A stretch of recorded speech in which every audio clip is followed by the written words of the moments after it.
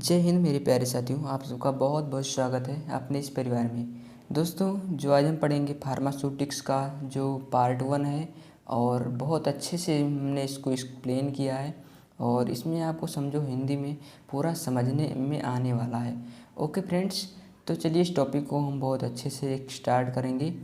तो चलिए, और दोस्तों इस वक्त हमारी ये वीडियोज क्वालिटी की बहुत कम इनमें रहती हैं, तो कहते हैं धीरे धीरे सब सही हो जाएगा। धीरे धीरे रे मना धीरे से सब होए, माली से सब गणा ऋतु आए फल होए। चलिए दोस्तों स्टार्ट करते हैं अपने इस टॉपिक को। चलो भाई, देखो अब मैं क्या करता हूँ। Discuss as a career pharmacy in India, यानी फार्मेसी में क्या करियर है अगर आप डिप्लोमा करते हो या फार्मेसी से रिलेटेड कोई भी कोर्स करते हो। ओके, फार्मेसी स्वास्थ्य सेवाओं का हिस्सा है। यही कारण है कि फार्मासिस्ट करियर सबसे बेस्ट है। फार्मासिस्ट के पास pharmaceutical industry, universities, teaching hospital and research institute, government department etcetera में नौकरी विभिन्न अवसर हैं। ओके फ्रेंड्स, चलिए नेक्स्ट देखते हैं एज फार्मासिस्ट। अगर कोई पर्सन के पास फार्मेसी में डिप्लोमा डिग्री है तो वह हॉस्पिटल फार्मासिस्ट, कम्युनिटी फार्मासिस्ट और इंडस्ट्री फार्मासिस्ट बन सकता है, काम कर सकता है उसमें। Okay, central and state government, यानी सेंट्रल स्टेट लेवल पर फार्मासिस्ट के लिए क्या जो है करियर है वो देखते हैं। फार्मासिस्ट को स्टेट गवर्नमेंट में जॉब मिल जाती है। फार्मासिस्ट को ड्रग इंस्पेक्टर एंड एफडीए में भी जॉब मिल जाती है और फार्मासिस्ट को एम्स में भी जॉब मिल जाती है और कंट्रोल डिपार्टमेंट में भी जॉब मिल जाती है। और फार्मासिस्ट को रेलवे फार्मासिस्ट, रेलवे, हॉस्पिटल और नेवी, मिलिट्री में भी जॉब मिल जाती है। ओके फ्रेंड्स, तो नेक्स्ट देखते हैं फार्मास्यूटिकल इंडस्ट्री। फार्मासिस्ट को pharmaceutical industry, quality control and quality assurance department और research institute, sales and business department में भी वर्क मिल सकता है। ओके फ्रेंड्स, चलिए नेक्स्ट देखते हैं फ्रेंड्स फार्मास्यूटिकल मार्केटिंग, यानी फार्मासिस्ट है जो उसको मार्केटिंग में क्या ही जॉब मिल पाती हैं उसको देखते हैं। एक फार्मासिस्ट को मार्केटिंग जॉब मिल सकती है। जो भी फार्मास्यूटिकल इंडस्ट्री होती है उनमें प्रोडक्ट का प्रचार करवाना होता है। जो बड़ी बड़ी कंपनियां होती हैं वो अपना प्रचार करवाती हैं, तो इसलिए फार्मासिस्ट को ड्रग के बारे में अच्छा नॉलेज होता है किसी अन्य पर्सन से, इसीलिए भी उसे जॉब मिल जाती है। यानी जो कोई बिना फार्मेसी वाला है व्यक्ति, उसको फार्मासिस्ट से कम नॉलेज होता है, तो ड्रग के बारे में फार्मासिस्ट को अच्छे से नॉलेज होता है, तो उसको जॉब किस मिल जाती है, मार्केटिंग में। ओके, हायर एजुकेशन, कोई भी डी फार्म होल्डर है यानी डी फार्मा करने वाला पर्सन है और उसे फाइनल करने के बाद बी फार्म कर सकता है। और डी फार्मा करने के बाद बी फार्म आप 3 ईयर्स का ही वो करना होगा आपको। उसके बाद एम फार्मा भी कर सकता है, मास्टर डिग्री। ओके दोस्तों, retail pharmacist, D pharma complete करने के बाद एक फार्मासिस्ट मेडिकल स्टोर अपने अच्छे से खोल सकता है और अपनी ज़िंदगी को अच्छे से व्यतीत कर सकता है। दोस्तों, हमने एनडीडीएस यानी नोबल ड्रग डिलीवरी सिस्टम बहुत शॉर्ट में डिस्कस किया है, लेकिन ये इसको हम अगली वीडियो यानी जब पार्ट 2 आएगा इसका, तो बेहतर से हमने लॉन्ग उसमें से समझा दूँगा, क्योंकि ये एक लेसन में एक पूरा आता है। ओके, तो वहाँ पे आपको लॉन्ग में लिखना होगा। हम आपको अगली वीडियो में नोबल ड्रग डिलीवरी सिस्टम का लॉन्ग वीडियो दे देंगे। ओके फ्रेंड्स, चलिए तब तक हम इसको समझ लेते हैं। एनडीडीएस एक ऐसा सिस्टम है भैया जो हमारे बॉडी के अंदर ड्रग का डिलीवरी करता है, और यह ऐसा एक्शन, यानी ये अपना एक्शन शो करता है जहाँ पर इसकी ज़रूरत होती है। यानी हमको जिस बॉडी पार्ट में हम इसको ज़रूरत होगी वहीं इसको इंसर्ट करेंगे और ये अपना एक्शन शो करेगा। ओके, जहाँ पर इसकी ज़रूरत होती है वहीं इसका हम इंसर्ट करते हैं और इसको एक बार प्रयोग करने से लॉन्ग समय तक आवश्यकता नहीं पड़ती। जो हमारी पुरानी सिस्टम थे डिलीवरी के, वो काफ़ी लॉन्ग टाइम के बाद में अपना एक्शन शो करते थे। यानी कम ही समय के लिए, आज लिए दोपहर में से गोलियाँ लेना है तो एक बार ले ली, शाम को लेना है भूल गए भैया। तो ऐसे ही जो नोबल ड्रग डिलीवरी सिस्टम है, ये ऐसा सिस्टम है जिसके अंदर एक बार ले लो, जितने दिन का उसका डोज होगा उतने दिन के लिए आप फ्रेश लेने की ज़रूरत नहीं। ओके, इसके क्लासिफिकेशन को देख लेते हैं। TRDDS, SRDDS, CRDDS, यानी targeted release drug delivery system. और SR sustain release drug delivery system. Okay, control release drug delivery system. चलिए देखते हैं इसके TRDDS को। इस ड्रग में हम जहाँ पर असर चाहिए भैया किडनी में, ब्रेन में हमको असर चाहिए, वहीं इस ड्रग का इंसर्ट कर देंगे और अपना ये एक्शन शो, अपना पूरा एक्शन शो करेगी। ओके, SRDDS, इस ड्रग में हम इंसर्ट कर देते हैं। इस ड्रग में हम ड्रग इंसर्ट कर दी जाती है और यह शरीर में धीरे धीरे रिलीज होती है और लॉन्ग टाइम तक चलती रहती है। CRDDS, इस ड्रग में हम अलग अलग चैम्बर रहेंगे, यानी चैम्बर रहेंगे जो कि एक चैम्बर खुलेगा वो अपना कुछ देर तक अपना असर दिखाएगा, फिर दूसरा खुलेगा वो भी कुछ समय तक, यानी लॉन्ग टाइम तक चलता रहता है, उसके बाद दूसरा खुलेगा। ओके फ्रेंड्स, ये आप स्ट्रक्चर देख सकते हो इनका, TRDDS CRDDS कुछ इस प्रकार है। ओके फ्रेंड्स, इसकी लॉन्ग वीडियो में हम अगली बार पार्ट 2 में देंगे। फार्माकोपिया भैया क्या होता है देखते हैं इसको। अगर हम कोई ड्रग प्रिपेयर करते हैं तो उसके जो स्टैंडर्ड होते हैं वह फार्माकोपिया से लिए जाते हैं। फार्माकोपिया 2 शब्दों से मिला होता है, इसने शॉर्ट में लिखा है, लेकिन आपको फार्माकोपिया एक ऐसी बुक है जिसके अंदर ड्रग के बनाने प्रिपेयर करने की फार्मूला सारे लिखे हुए हैं, यही फार्माकोपिया होती है। फार्माकोपिया ग्रीक शब्द से मिलकर बनी है। फार्माकोपिया का 2 शब्दों से मिलकर बनी, फार्माकोन और पोइया, यानी फार्माकोन का मतलब है भी ए ड्रग और मेडिसिन, और पोइया का मतलब है टू मेक, यानी फार्माकोपिया ड्रग कैसे प्रिपेयर करना है उसका फॉर्मूला लिखा हुआ है किसमें, फार्माकोपिया में। Okay, the Indian pharmacopoeia, Indian pharmacopoeia उतनी पुरानी है जितनी कि ब्रिटिश फार्माकोपिया है। ओके फ्रेंड्स, चलिए देख लेते हैं। फर्स्ट जो आई 1955 में और ये 1864 में आई, 1966 में सेकंड, और ये 1874 में, 1985 में, 1996 में, 2007 में, फिर 2010 में आई, 2014 में, 2018 में, 2022 में। ओके, 1800 इसको भी आप देख सकते हो अच्छे से किस किस ईयर में फार्माकोपिया आई है। आइए भैया पैकेजिंग को समझते हैं। पैकेजिंग होता क्या, पहले हम इसको बताते हैं आपको। जैसे ये हमारा समझ लो कि एक पेन है, तो इसको अगर कई पेन लेंगे, 4-5 पेन, तो उसको पैक करेंगे। जैसे एक सेकंड के लिए हम आपको दिखा दें, जैसे भैया ये हमारे पास डोलो की है मेडिसिन, और ये डोलो कैसे, जैसे एक होता है पैकेजिंग वो होता है जो ड्रग यानी ड्रग होती है उसको यानी उसके जो है देखते हैं कि प्रोडक्ट को सेफ रखता है जो, और वो ले जाने में कहीं हमको उपयोगी सिद्ध होता है। और जो जैसे एक अभी गोली है तो बाहर अगर निकाल लेंगे तो ये ख़राब भी हो सकती है, लेकिन जब तक इसके अंदर है तब तक, जब तक इसका एक्सपायरी डेट नहीं है तब तक ये ख़राब नहीं हो सकती है। ओके फ्रेंड्स, तो ये है, तो इसी में इसके 3 टाइप्स होते हैं। ये कौन कौन से, जैसे ये है जो पहले यानी इसकी पैकेजिंग है, इसको कहते हैं प्राइमरी पैकेजिंग, यानी पहली पैकेजिंग है ड्रग से जो मिली हुई होती है उसे कहते हैं प्राइमरी पैकेजिंग।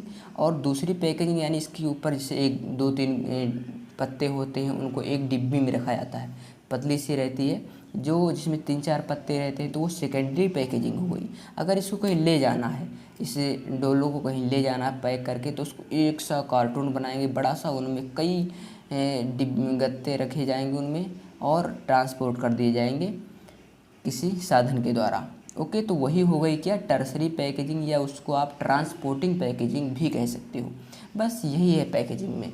पैकेजिंग एक ऐसा प्रोसेस है जिसमें फार्मास्यूटिकल प्रोडक्ट को रखा जाता है सेफ जिससे होता है, और उसके थेराप्यूटिक इफ़ेक्ट को बचाया जा सके, यानी वो ख़राब ना हो और उसके पेशेंट को कंज्यूम ना कर लेता। जैसे देखो, इसका एक मेन ही उद्देश्य होता है कि पैकेजिंग इसलिए की जाती है कि भैया हमारा जो फार्मास्यूटिकल प्रोडक्ट है वो सेफ रहे और उसको कोई परेशानी ना हो, यानी ख़राब ना हो, उसी के लिए हम पैकेजिंग करते हैं। चलिए, व्हाट इज फार्मास्यूटिकल प्रोडक्ट देख लेते हैं। इसके नीचे हम टाइप्स पैकेजिंग देखेंगे। फार्मास्यूटिकल प्रोडक्ट से पूछ सकता है 1 नंबर में, ऐसे प्रोडक्ट होते हैं जिनमें ड्रग प्रेजेंट हो, उसे हम बोलते हैं फार्मास्यूटिकल प्रोडक्ट, यानी फार्मेसी में फार्मास्यूटिकल प्रोडक्ट वही होगा जिनमें ड्रग प्रेजेंट हो। ओके फ्रेंड्स, ये तीन टाइप्स के होते हैं पैकेजिंग, प्राइमरी पैकेजिंग, सेकेंडरी और टर्सरी, यानी इसको आप ट्रांसपोर्टिंग पैकेजिंग भी कह सकते हो अगर ये आप ना याद रख सको तो।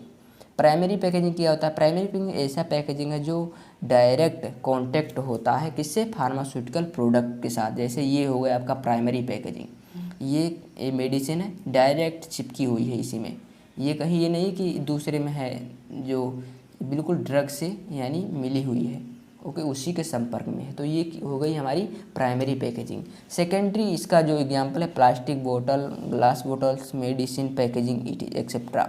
सेकेंडरी पैकेजिंग के बाद जो भी पैकेज होता है उससे हम सेकेंडरी पैकेजिंग बोलते हैं। जैसे भैया अभी ये 2-3 पत्ते होते, उसको जो डिब्बी में रखा या डिब्बा में रखा जाता, जो है ना गत्ता आता है पतला सा, तो उसमें अगर रखा जाता तो वही सेकेंडरी पैकेजिंग है। ओके फ्रेंड्स, जिसे हम एग्जांपल में बॉक्स। नेक्स्ट देखते हैं भैया सेकेंड टर्सरी पैकेजिंग, जैसे आप ट्रांसपोर्टिंग पैकेजिंग भी बोल सकते हो। जब हम प्रोडक्ट को ट्रांसपोर्ट करते हैं तो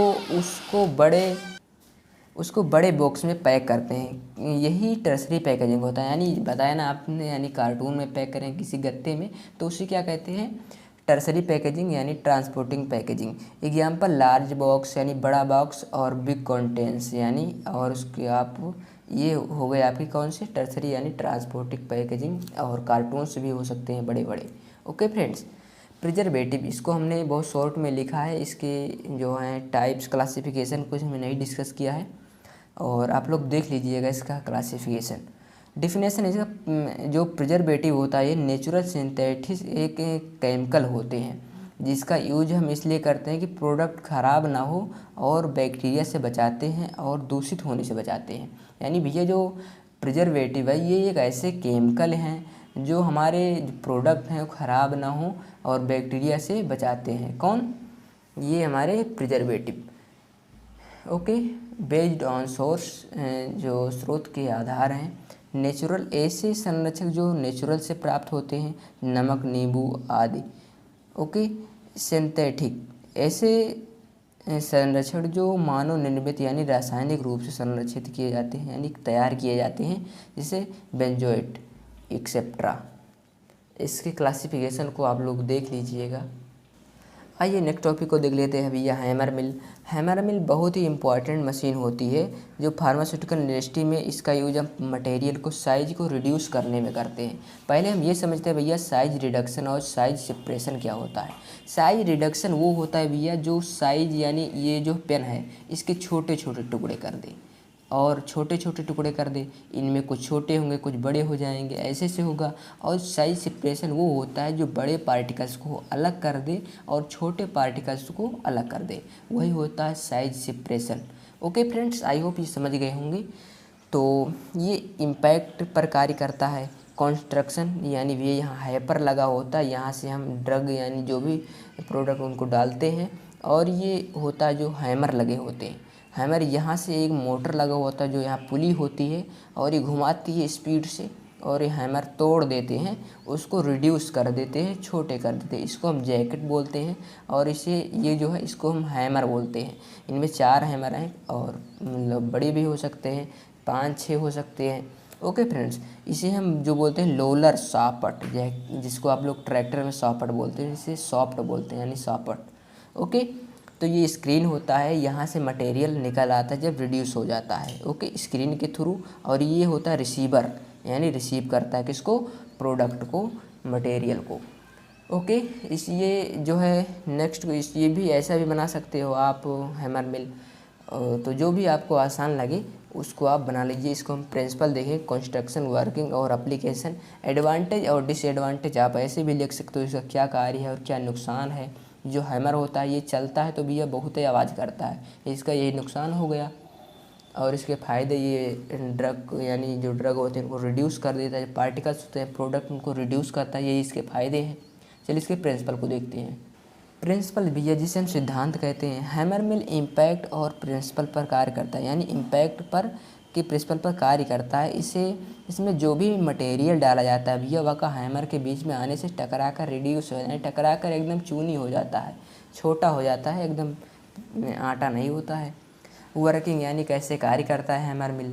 हैमर मिल एक पूरा इलेक्ट्रिसिटी से स्टार्ट होता है, यानी इलेक्ट्रिसिटी, यानी जब तक भैया मोटर नहीं होगा कुछ नहीं हो पाएगा, आपके हैमर का चलेगा नहीं, हाथ से इसको चला नहीं सकते हो आप। जो भी मटेरियल हमें साइज रिड्यूस करना होता है उसे हम फीड में डालते हैं, और हैमर बहुत ही स्पीड से चलता है जिससे हम साइज रिड्यूस हो जाता है, और इसको हम स्क्रीन के द्वारा मटेरियल को बाहर निकाल लेते हैं।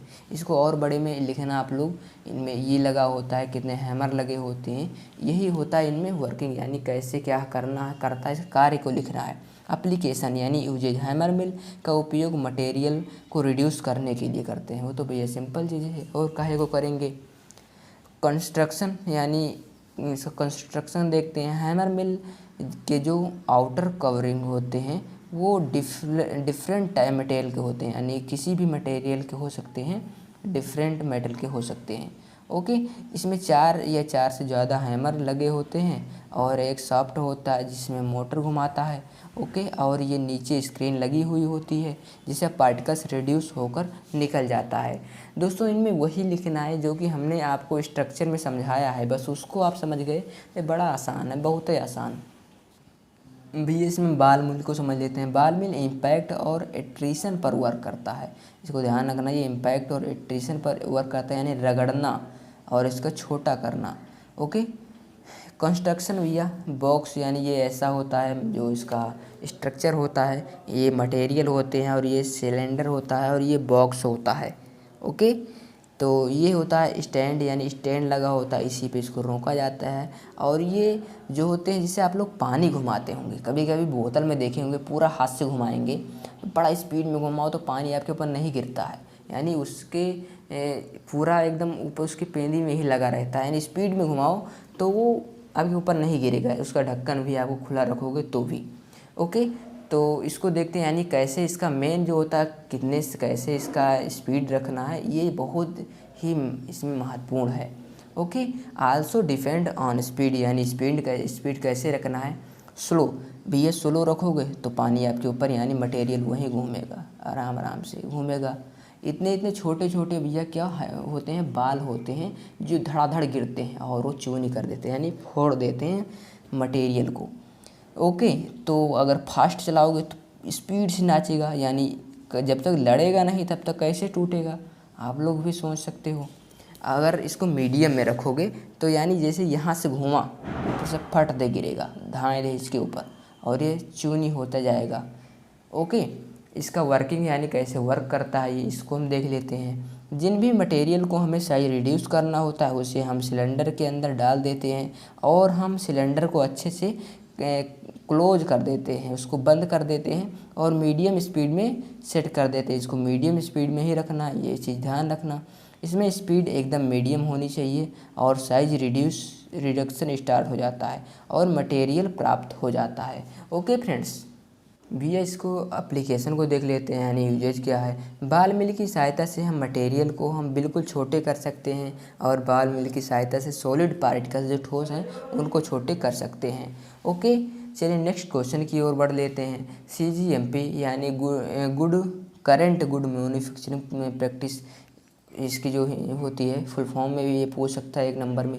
ओके, तो यह एक डॉक्यूमेंटल प्रोसेस होता है, ये डॉक्यूमेंटल प्रोसेस होता है, इसमें हम प्रोडक्ट को बनाने की किए गए मटेरियल को चेक करते हैं, यानी जो प्रोडक्ट बनाया जाता है उसके मटेरियल को चेक करते हैं कि यानी प्रोडक्ट जो बना रहे हैं वो गड़बड़ वड़बड़ तो नहीं है, ऐसे ही प्रोडक्ट थोड़ी ना यूज कर लेंगे। ओके, कि जो मटेरियल सही है या नहीं है, और इसे WHO ने 1978 यानी 1978 में भैया लागू किया था, जो अब तक चल रहा है। ओके, इसमें जो भी प्रोसेस चेंज करने होते हैं उसे अप्रैल में ही चेंज होते हैं। जैसे कोई टीचर पढ़ाता है भैया, तो उसको बीच में कोई गलतियां भी कर जाता है तो उसको निकालते नहीं है, उसको नए सत्र से ही निकालते हैं। चलो भैया आप निकल लो, आप अच्छे नहीं पढ़ाते हो, आप यहाँ आके गलत निगाह से लड़कियों को देखते हो हैं। इससे कभी कभी देखे होंगे टीचर लोग भी ये गलतियाँ कर जाते हैं, हालाँकि ये गलत है, तो टीचर को ऐसा नहीं करना चाहिए। कभी कभी ऐसा हो भी देखने को ज़रूर मिलेगा। ये क्वालिटी एश्योरेंस का भाग होता है। Okay, it is part quality assurance, और ये एश्योरेंस का एक पार्ट होता है।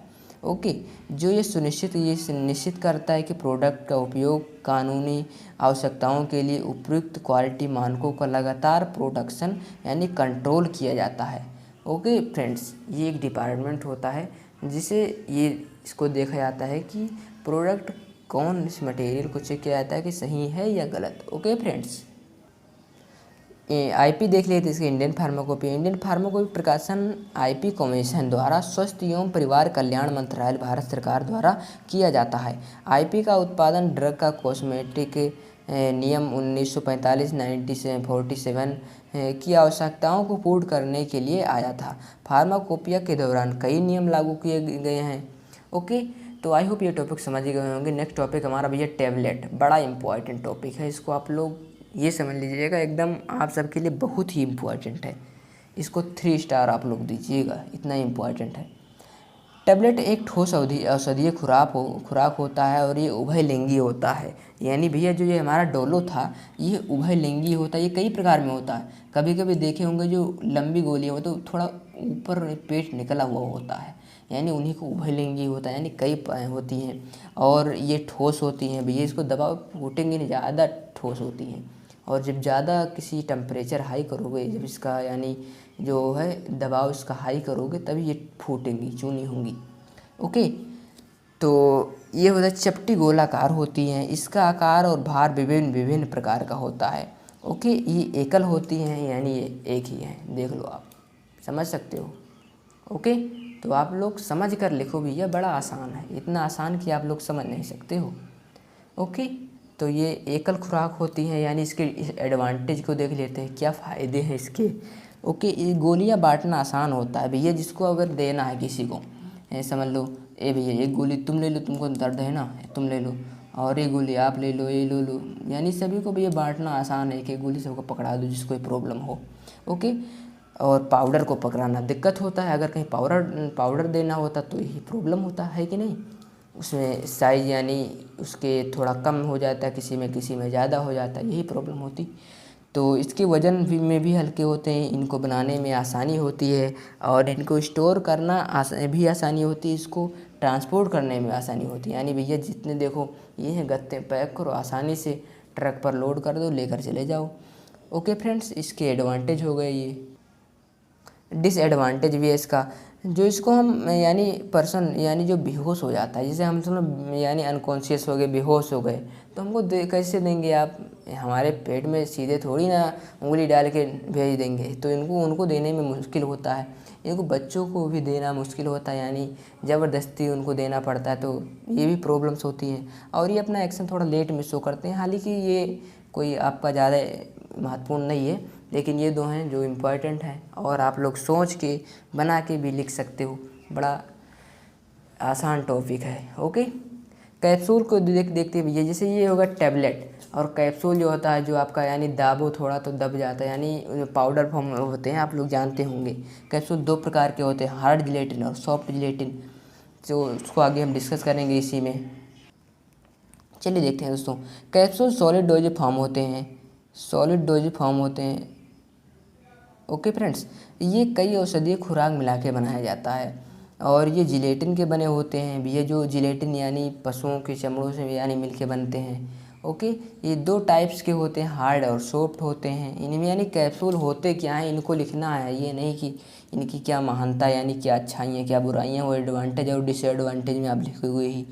ओके, सॉफ्ट जिलेटिन यानी सिंगल पीस में होता है, जो सॉफ्ट जिलेटिन होता है वो सिंगल पीस में होता है, और जो हार्ड जिलेटिन होता है वो कैप और बॉडी में ही होता है, और ये पाउडर फॉर्म में होता है। कौन, जिसे देखते हो ना, जो कभी कभी एक कैप और बॉडी ऊपर से लगे हुए होते हैं, तो उनमें पाउडर निकालो तो पाउडर निकलते हैं, छोटी गोलियां भी निकलती है कहीं जो बिल्कुल बारीक।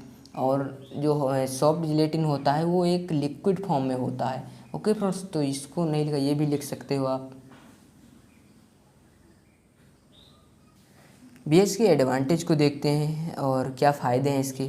ये स्वादहीन होते हैं, यानी भैया अगर कड़वी दवाइयाँ हैं इसको आप खाओगे तो कभी कभी देखे होंगे कि अगर कहीं जीभ पे लग गई तो बड़ा कड़वी यानी कड़वी लगती हैं आपके बॉडी यानी बहुत सा तो जो कैप्सूल होते हैं वो कड़वाहट को छिप जाते हैं उनमें, ओके, इसीलिए स्वादहीन होती हैं। इन्हें संभालना और ले जाना आसान होता है।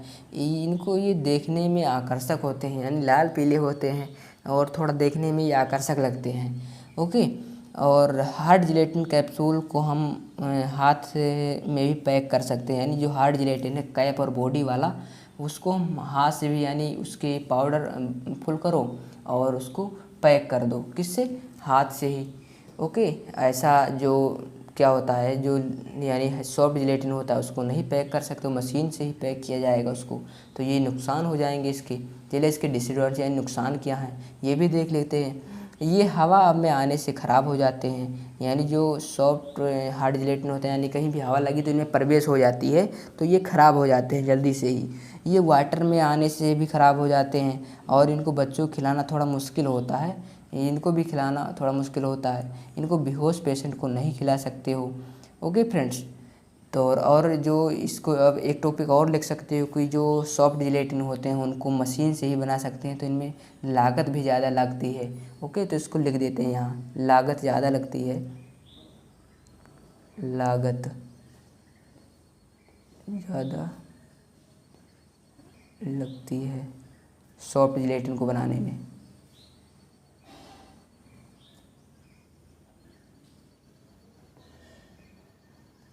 सॉफ्ट जिलेटिन को, ओके फ्रेंड्स। तो आप लोग ये लिख सकते हो। और ये ऐसा भी क्वेश्चन पूछ सकता है भैया डिफरेंस क्या है हार्ड और सॉफ्ट जिलेटिन में, तो इसको भी आप लोग लिखिएगा तो वहाँ वो मत लिख दीजिएगा इनमें, यानी डिफरेंस क्या है। इसके दो होते हैं, यानी 2 पार्ट होते हैं, सॉरी यहाँ लिखना चाहिए, ये 2 भाग में होते हैं, इसके 2 भाग होते हैं। और ये कैप और बॉडी में होते हैं, ये सिंगल पीस होते हैं, यानी एक ही सिंगल पीस रहेगा। हाँ, इसके कैप और बॉडी नहीं होते। ये बेलनाकार होते हैं और ये गोलाकार, अंडाकार, यानी कई रूप में, विभिन्न रूप में भी मिल सकते हैं आपको, ओके।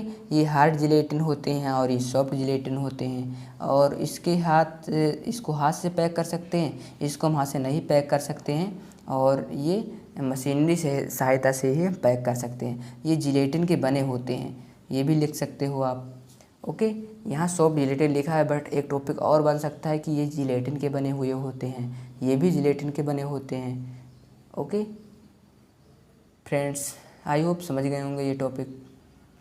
दोस्तों इसके सिरप और एलिक्जर यानी देखते हैं क्या होते हैं। सिरप एक वाटर और शुगर का सॉल्यूशन होता है, इनमें कई औषधियाँ मिला के बनाई जाती हैं।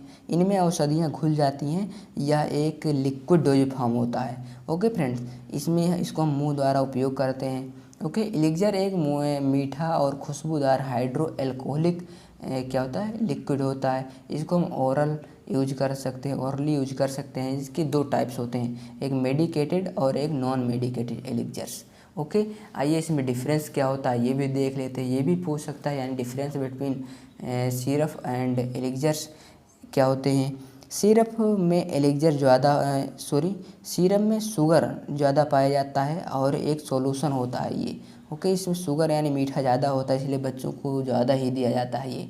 सिरप अल्कोहल बहुत कम होता है इसमें, और इसमें ये मीठा और खुशबूदार होता है, ये ओरली यूज किया जाता है, और इसमें हाइड्रो एल्कोहलिक सॉल्यूशन होता है, ओके। ये ज़्यादा एल्कोहल इसमें पाया जाता है, हाइड्रो एल्कोहलिक होता है, ज़्यादा मात्रा मिलेगा। इसमें शुगर ज़्यादा मात्रा में होती है और इसमें शुगर कम मात्रा में होती है। इसे एल्कोहल यानी 4 से 40% प्रेजेंट होता है, ओके। एग्जाम्पल देख लेते हैं इसके भैया। ऑरेंज और सिरप एग्जाम्पल जो है सिरप का है, और लेमन सिरप इसका एग्जाम्पल है aromatic elixir, okay friends. I hope ये टॉपिक आपको अच्छे समझ में आ गया होगा।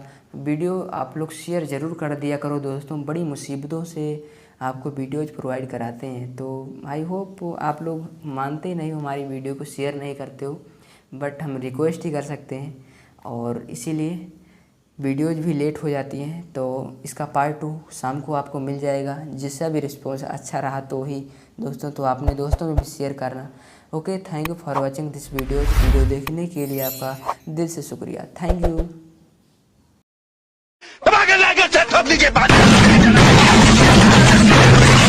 पूरा साल मेहनत करता हूँ आपके लिए बेटा, ऐसे नहीं चलेगा।